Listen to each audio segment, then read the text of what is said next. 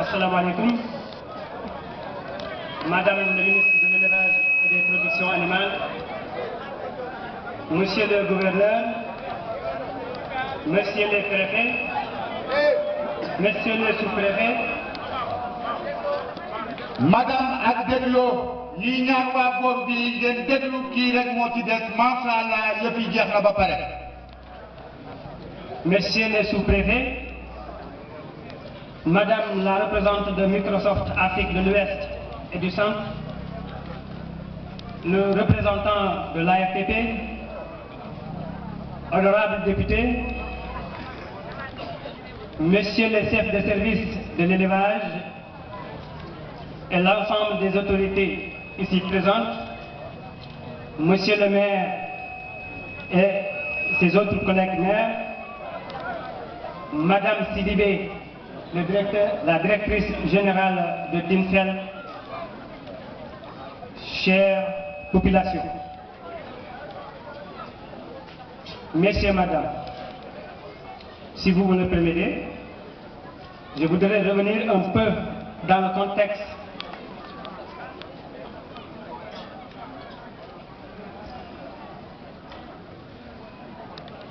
au contexte dans lequel le projet d'Aral a été rédigé. Car j'étais animé en ce moment par deux sentiments. Le premier sentiment qui me dictait d'écrire des articles sur la géopolitico-stratégie mondiale dans un contexte de crise économique internationale, c'était juste pour pouvoir avertir nous autres concitoyens. Et certainement, ces articles ne seraient pas de haute facture d'analyse pour des spécialistes des relations internationales, mais juste une vision personnelle de comment le monde marche. C'était pour avertir un peu de ce qu'on vit actuellement dans le monde entier. Et le premier article écrit dans ce sens est le suivant. Cette crise économique marque la fin impériale du libéralisme. Et il va falloir que chaque pays, chaque région repense ses relations bi ou multilatérales, son système de gouvernance. Car ce bouleversement entraîné par la crise n'épargnera aucun système, ni stratégie, bref, toute la géopolitique internationale. Je crois que pour ceux qui sont avertis, on a vécu le printemps du Marais. Commençons depuis les années 90. Il faudra s'efforcer pour comprendre afin de pouvoir prévenir et préparer l'avenir, car il est grand temps qu'on entame la révolution de l'Afrique pour sa renaissance. Quand on sait qu'une nouvelle méthode de colonisation est déclenchée depuis l'Occident, dans les grandes firmes biologiques, et ces éléments sont perceptibles dans les politiques des laboratoires. Je ne sais pas si vous savez ce qu'on appelle la firme Monsanto des États-Unis, qui travaille sur les semences, ainsi de suite. Et cette révolution ne verra pas le jour que si l'Afrique croit à l'Afrique. Il faut que l'Afrique croit à l'Africain aussi. Parce que là, nous rencontrons dans le projet des problèmes, parfois des problèmes citoyens, des autres citoyens, non seulement qui ne croient pas au projet, mais qui sont en train de travailler pour une désinformation dans ce sens.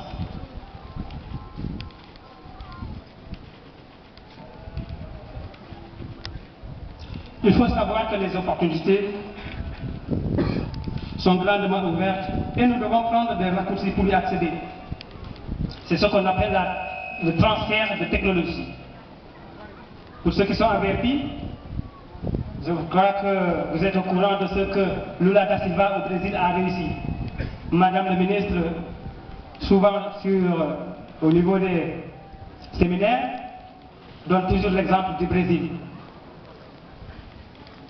Le Brésil est en train de réussir des choses extraordinaires sur le plan technologique. Et ça aussi, nous autres Sénégalais, nous autres Africains, cette opportunité est à notre portée. Le Maroc aussi est un exemple parmi ces pays qui en bénéficient. L'unilatéralisme est en train de faillir pour céder au multilatéralisme.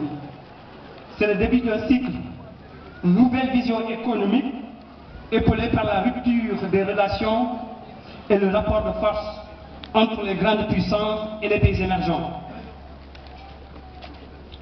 Et ces faits imposeront très prochainement la recomposition et l'orientation des institutions internationales. Ça, je l'ai écrit en 2008. Et j'ai été réconforté dans cette vision lorsque j'ai vu la naissance des BRICS. Ceux qui sont avertis savent ce que c'est, les BRICS. Et la création de cette entité est un peu une condition sine qua non pour un équilibre de l'ordre mondial. Car vous savez que les institutions de Bretton Woods doivent avoir un contrepoids dans l'ordre mondial.